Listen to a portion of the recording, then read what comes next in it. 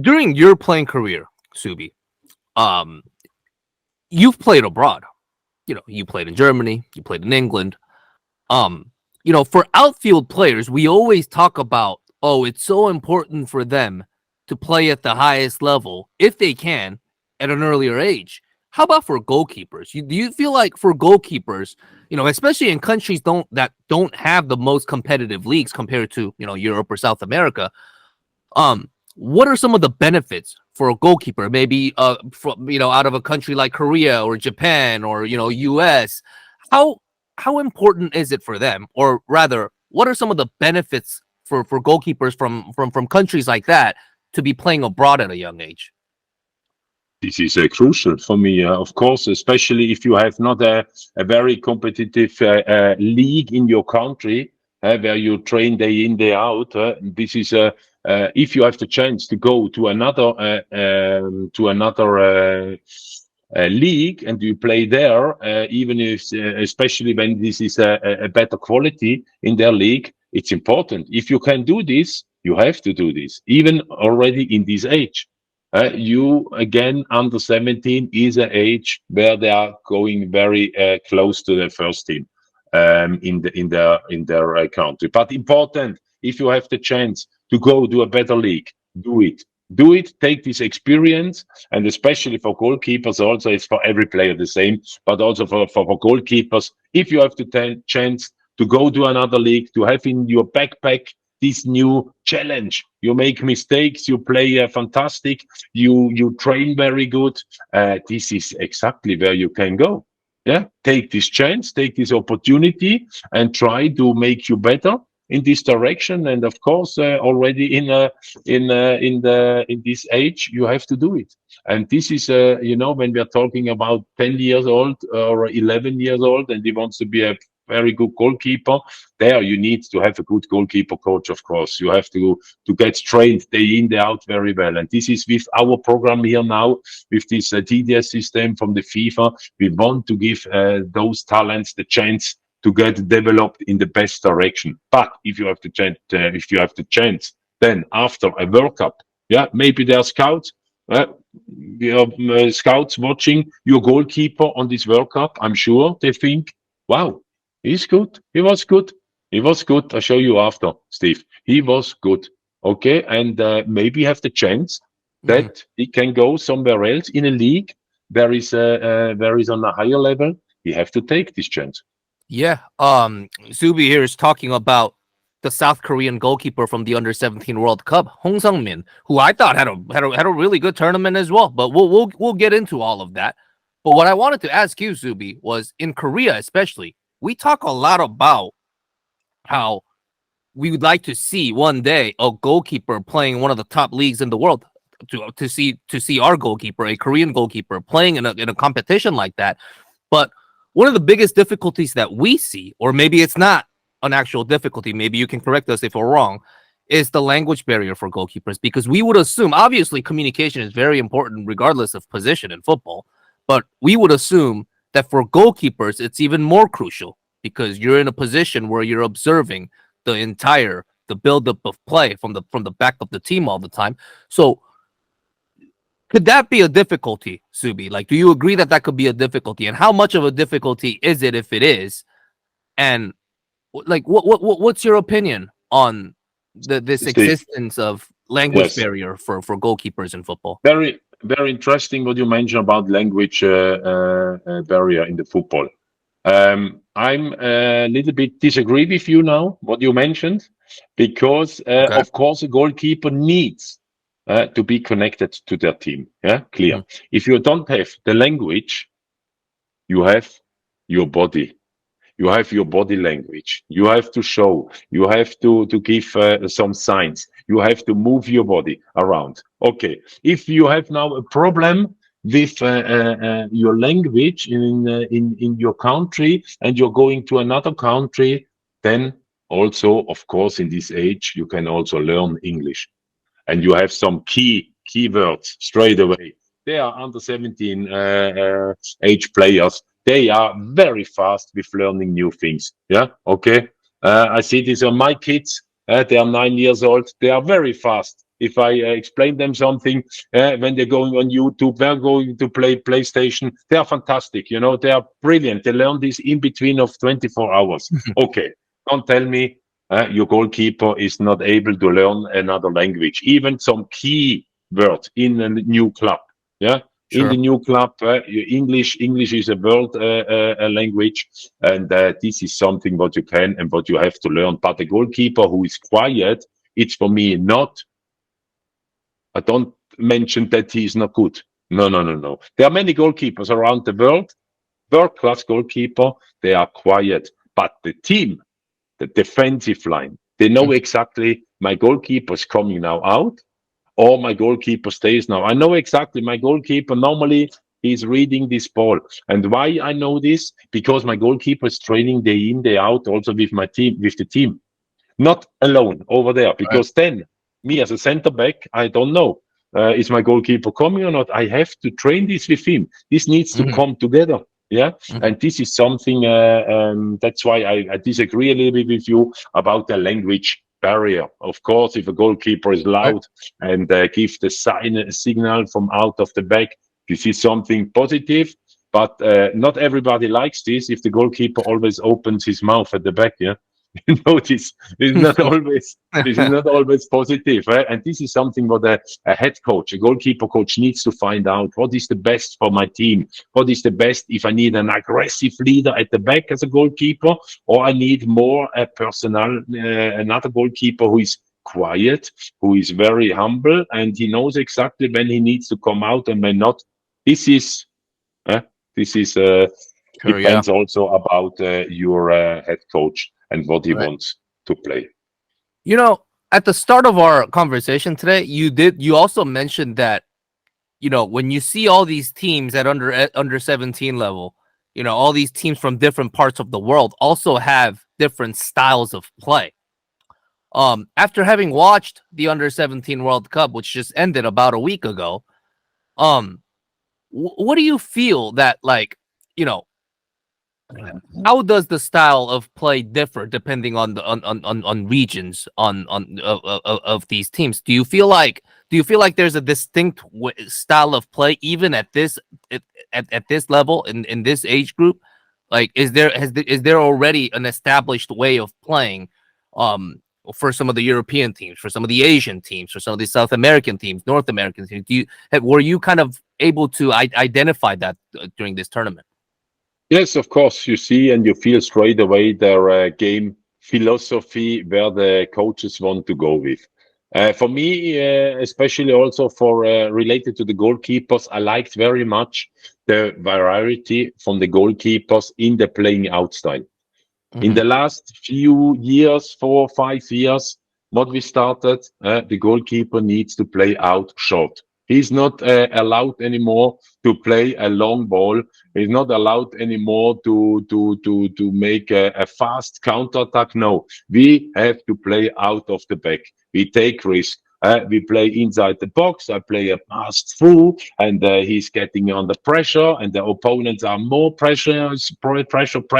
You lose the ball there, and they have a big chance. You know, for this is something what I didn't understand, but this was a trend from the coaches. They want to play through to the opponent and creating chance like this.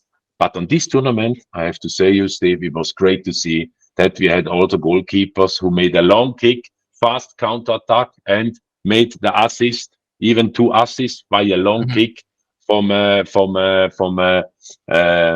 Iran goalkeeper once, and then also from another goalkeeper was a fast throw, and they Hmm. scored a goal. And those things, this variety, I like to see because a Right. goalkeeper is the first attacker, and it's important that the players also know my goalkeeper is able to serve this ball with a big throw or with a side volley, and this is important also to have this. And this I like very much to see and to show on this tournament especially.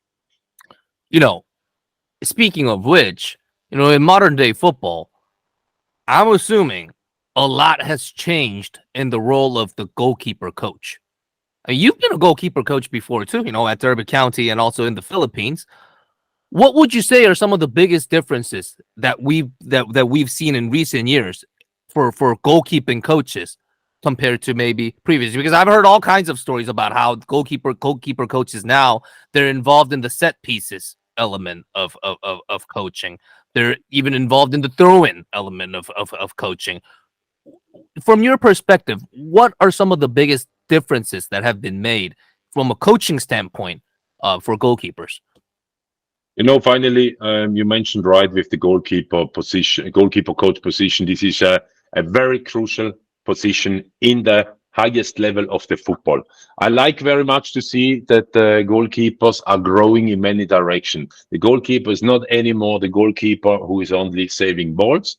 The goalkeeper is huge. In every league around the world, in every tournament around the world, you see always a team is winning the trophy on the end with a good goalkeeper. It doesn't happen anymore because you have the best striker and a very terrible goalkeeper that you win the league. No chance. This changed completely. And this changed completely. And the goalkeeper coach is and needs to be massively connected to the head coach. This doesn't happen anywhere on this world, unfortunately. Yeah. In Europe, I can tell the goalkeeper coach have a massive high level standard in the coaching staff. Okay. Very important. Always involved in the training session, how we will build our training today. This is a connection very very much with the head coach. And you have countries, you have confederations, they are goalkeeper coach. They have no chance even to speak to the head coach. And please, head coaches, open up a little bit more yourself. You need a very good goalkeeper.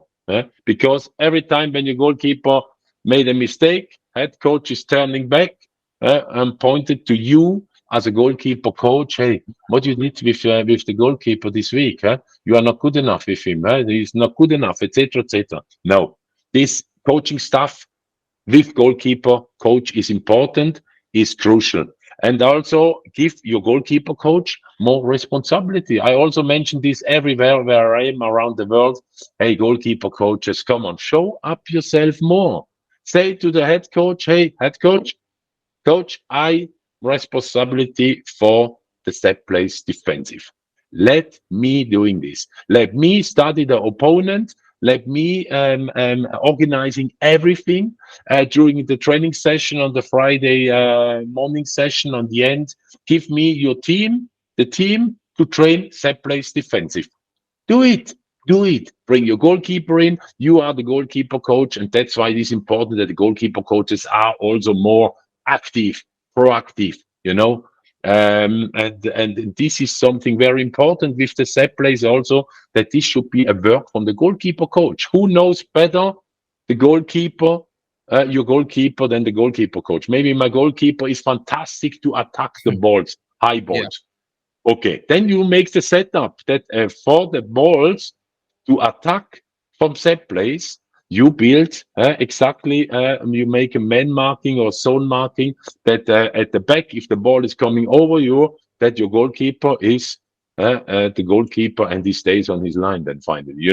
Those things. And there's things you have to bring in yourself even more clear. Throughout this tournament, a lot of tight games. Number of games went to penalties too, which makes it even more interesting for goalkeepers. What I always wonder about, you have these goalkeepers who are really good at saving penalties at times. So we even see instances where coaches, they use goalkeepers as substitutes sometimes before they go into penalties.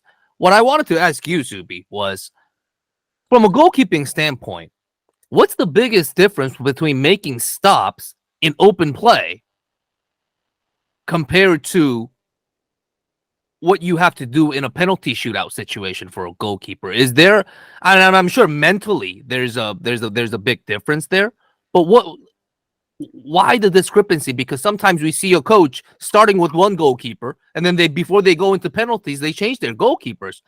And I feel like, I don't know. It's a very, I guess it's a very interesting question to have. But having been a goalkeeper yourself, I'm not sure if you were ever involved in a situation like that as a player. But what's your opinion on this? Like what? I wouldn't let replace myself if I'm the goalkeeper and I go to the penalty shootout. I would say, coach, no way. Okay, but first of all, I have to say penalty situation against you during the 90 minutes or during the normal time.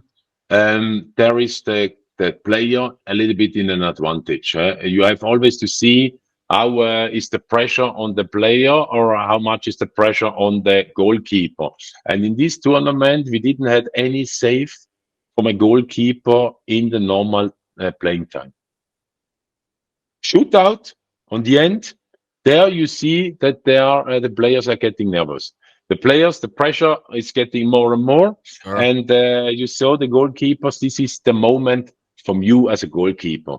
There you can't lose anything. This is the moment you are staying in your goal.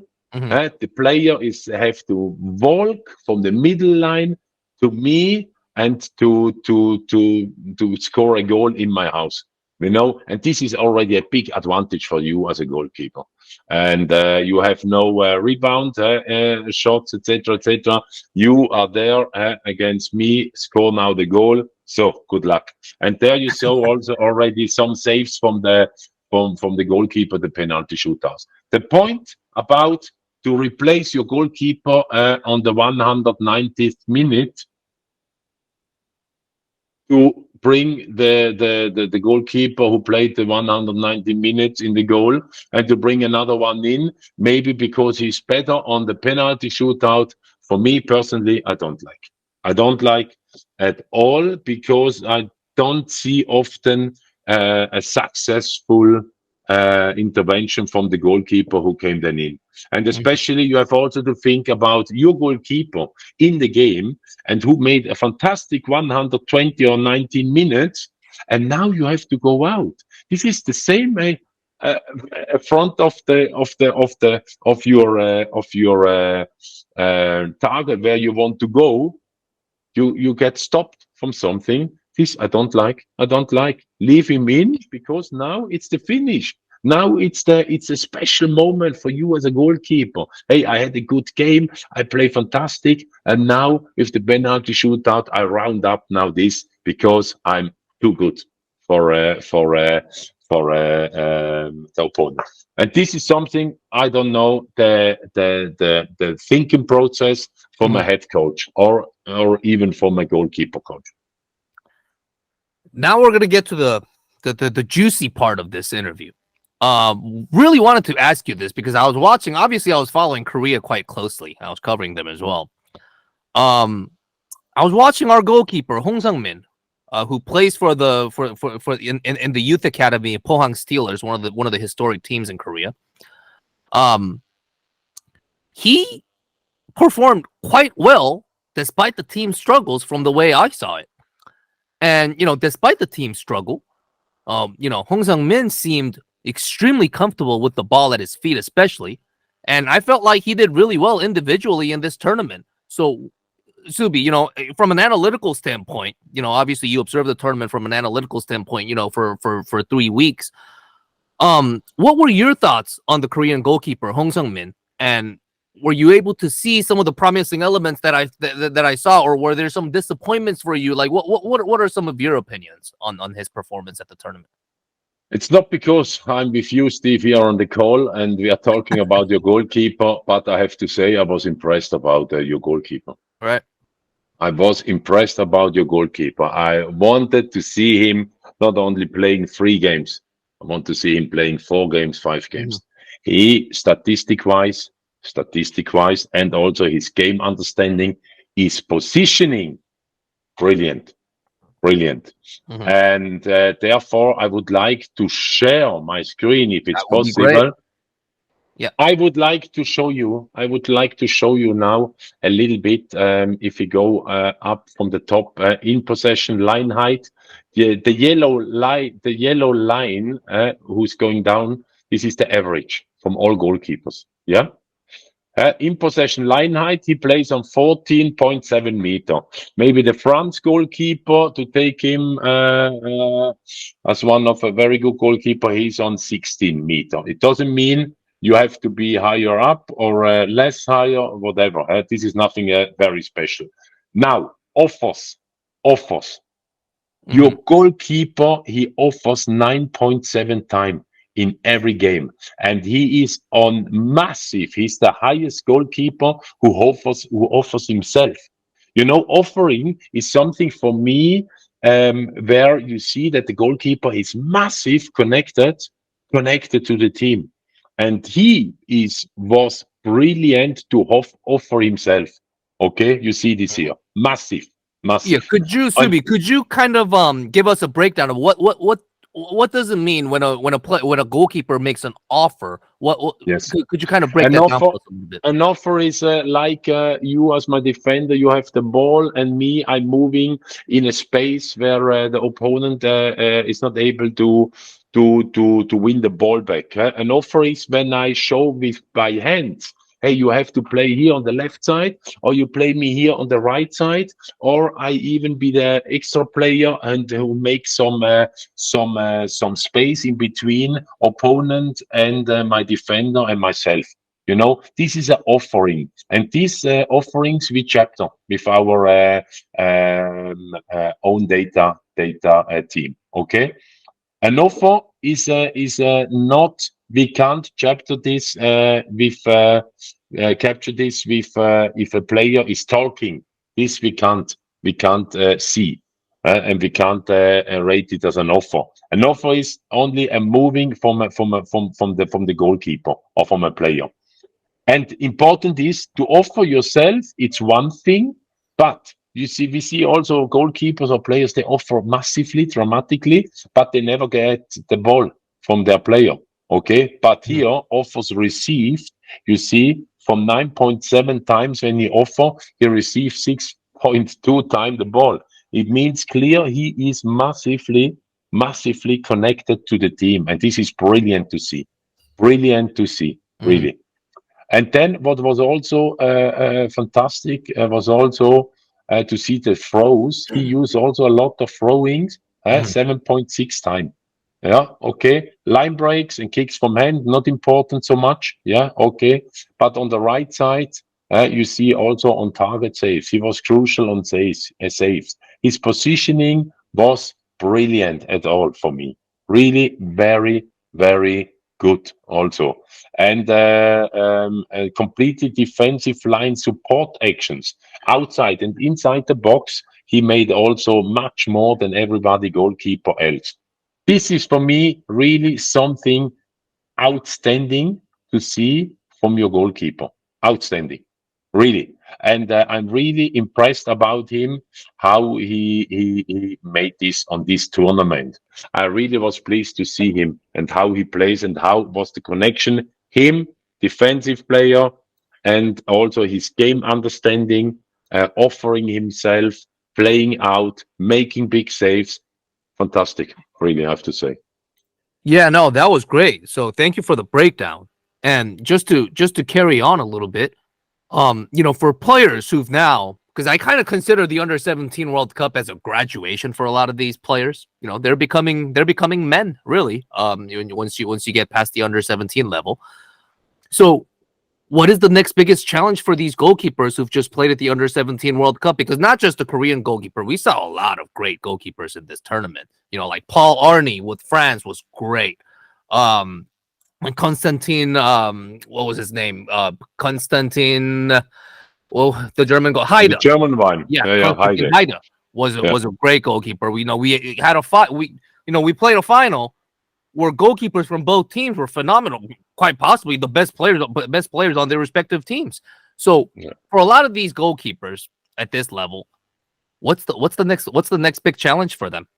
Because we see cases Learning, yes. where players from under 17 World Cup, they're very promising, very talented players, and then years later we no longer see them. So for these players who've just played at this tournament, what's the big challenge for them? Now clear. Learning from this World Cup, learning the positive things, to analyze what you did good, what you could do better, to train with your club, with your team, and with your goalkeeper coach. If you have this in your country, if you have this back in your football club where you are getting developed, this is now the crucial moment to make and to bring yourself in the next step. And then, of course, if you have the chance to play competition in the highest level, if you have the chance maybe to move to another country because in your country is not anymore possible to play higher up, this is the next step. This is the next step. We want to give all those players the possibility. And that's why also we know from every single player their pathway after. This is something what we are studying also here in FIFA. Mhm. It's very important to see their pathway, where they are coming, you know. And then every year an under 17 World Cup, it's brilliant to following. Yeah, okay. And then we have also the under 20 World Cup, of course. But all these competitions, all this playing positive, this is crucial. Yeah? Your goalkeeper, for me, again, in these three games, he was very interesting in many directions. Now, for me, it's important, and I mentioned this to my friends in Korea. Don't need to mention the name. I mentioned this. Your goalkeeper is fantastic. I want to know where he is going, what is going on with him, in what level, in the next step, where are the next step for him. This is not crucial to Mhm. show up them their pathway. Mhm. And I guess my next question to you, I guess one of my last questions, what are some advices that you would give to goalkeepers in this age group who are playing in Asia? Do you feel that they're improving? Not just a Korean goalkeeper, and what are some areas that you'd like to see them improve on? Clear, they are improving. Korea goalkeepers are improving also in the senior level. Of course, you see you have very good goalkeepers. Japan improving. You see also in AFC everywhere. I see the goalkeepers are improving. I see everywhere that the goalkeepers position it's more and more important in their team. And this is something what I like to see. That the world understands slowly that the goalkeeper is not only the goalkeeper at the back. Okay, it doesn't matter what is he doing. No, we are focused on our game. No. The goalkeeper is now everywhere around the world. The understanding, or they understand, the coaches understand the importance from to have a good goalkeeper. And Mhm. therefore, goalkeeper coaches are massive and dramatically growing because it's so important that you have a very good goalkeeper coach. It's so important that the goalkeeper coach and the head coach is together. It's so important to see also in every country. In every country, maybe they have not a good goalkeeper coach, but at least they're starting with a good goalkeeper or with a goalkeeper coach. And there we need to go up. We need to bring new programs out. We are in FIFA here now, starting with a new goalkeeper project also, where we are going with our coaches into the country, not only to make a course. This is something that is nice to have. No, we want to train the best goalkeeper coaches in your country. We want to train your under 17 goalkeeper coach from the national team, Mhm. etc., etc., etc. Those things is now important and crucial, and I'm sure we are going, even if it's a little bit step by step, but we are going now in a very nice direction. You know, under 17 World Cup is obviously a competition. When you're in a competitive setting, obviously winning is very important, and obviously winning creates memories that for these young players that they'll probably never forget.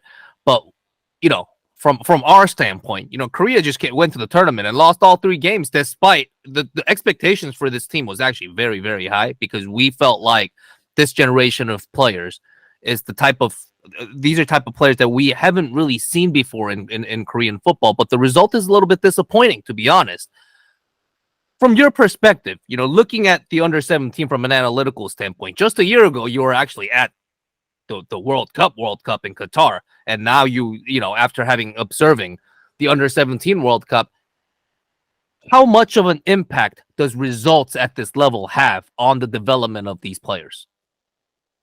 You know, these results, there is a learning process for those players. Of course, they want to win. Your head coach want to win the tournament. They have to come with this mindset, hey, we want to win. Years ago, maybe it was like, hey, this is now a moment where we want to learn from this competition. No. It's a World Cup. Under 17, it's focus. We want to win. Germany showed this brilliantly.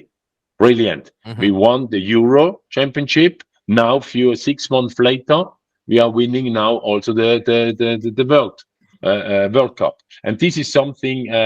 This mindset. It's clear, even if they are under 17 players. No, no, these under 17 players, they want to win already now the titles. Okay.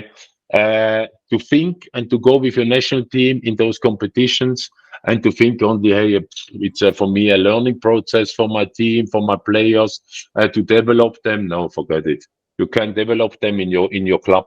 You can develop them in their league games. Mhm. Here is competition, highest competition, and this feeling we received even from the AFC teams, like your team now, was a little bit unlucky because you played good football, but you had France in your group and you had USA in your group. And I have to say, France to beat was very difficult because they didn't concede any goal until the Right. semifinals. This is unbelievable. That was very close. It was very close against USA. Mhm.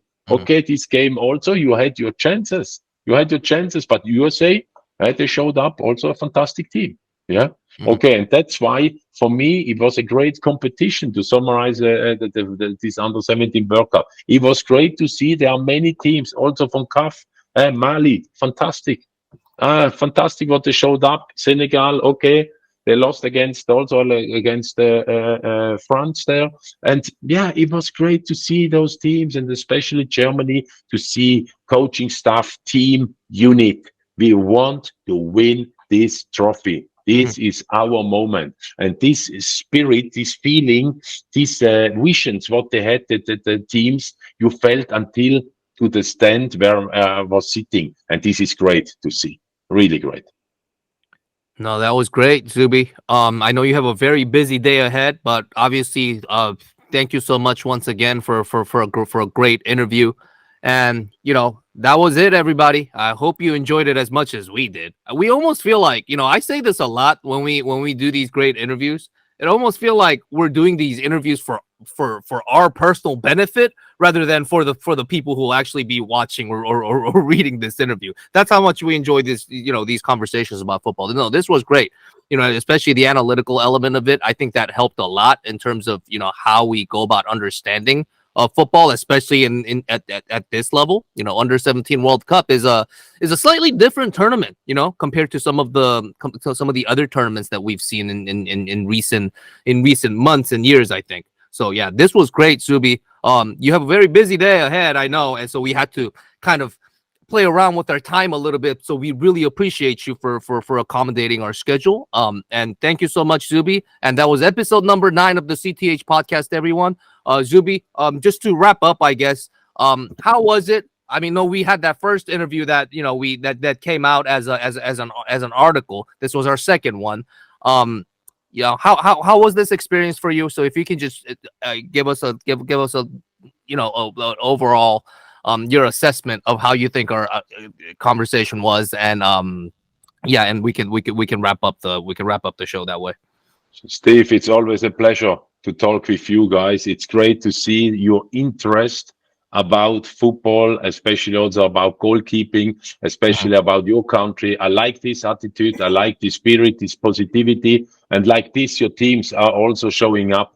And it's great to have this talk with you. It's always an honor for me, and I'm privileged to get invited from you, as always, Steve. And I'm really looking forward to hear again from you. We keep in touch anyway. If you need Definitely. anything further or more specific, let me know. It was fantastic, Steve. Thanks very much. And I wish, of course, your country, your young football players, the older, the national team, everybody, I wish a fantastic progressing in the football. And I see that your football in Korea, it's growing. I see this. And especially goalkeeper wise, I like it very much.